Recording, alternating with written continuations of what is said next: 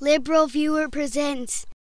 So watching the Republican presidential debates is one of the few things that makes me more hopeful that President Barack Obama will be reelected next year, because as flawed as President Obama's first term has been, he's at least a president who believes in facts and science, and as Bill Maher pointed out on his HBO show Real Time last week, reacting to the Republican debates. The last one, I watched these 8 clowns on the stage.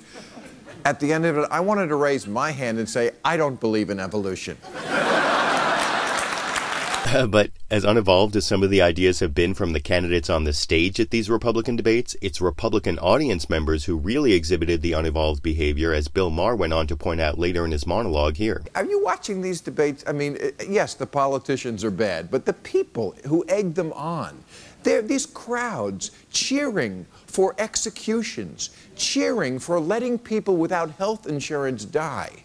In today's Republican Party, there's a term for people who hate charity and love killing: Christian. These are Christians. Oh, I'm sorry. They prefer to be called a faith-based lynch mob. That's what they prefer.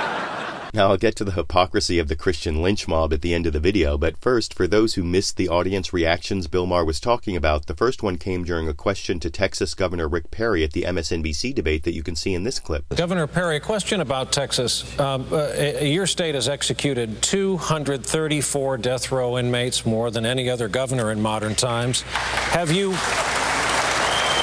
Have you struggled to sleep at night with the idea that any one of those might have been innocent? Now, I think cheering for anyone's death is pretty unseemly, never mind 234 of them, but for those who think cheering the execution of convicted murderers is excusable, the reaction at the next debate went even further when Texas Congressman Ron Paul answered a question about what should happen to a 30-year-old man who gets a catastrophic illness after deciding not to buy health insurance in this clip. In a society that you accept welfareism and socialism, he expects the government to take care of him. What do you want? But what he should do is whatever he wants to do and assume responsibility for himself. My advice to him would have a major medical policy, but not before. But he doesn't have that. He doesn't have it, and he needs intensive care for 6 months. Who pays? That's what freedom is all about, taking your own risk. This whole idea that you have to prepare and take care of everybody. But Congressman, are you saying the society should just let him die? No. I think some people in the audience at that Tea Party debate were just a little too enthusiastic about people dying, which brought satirical conservative pundit Stephen Colbert to an interesting conclusion about a possible Republican running mate in 2012, as you can see here. Nation, these debates are supposed to help us find the Republican presidential candidate, but they have already helped us to find his running mate, the Grim Reaper. And the Grim Reaper has some pretty good Republican credentials that Stephen Colbert went on to point out here. That's right, the angel of death. Clearly, he is popular with the GOP base this year. He's got all the qualifications they're looking for. He's old and bone white. He's packing a weapon. He's got an incredible war record. And believe me, no one wants to get rid of Obamacare more than this guy.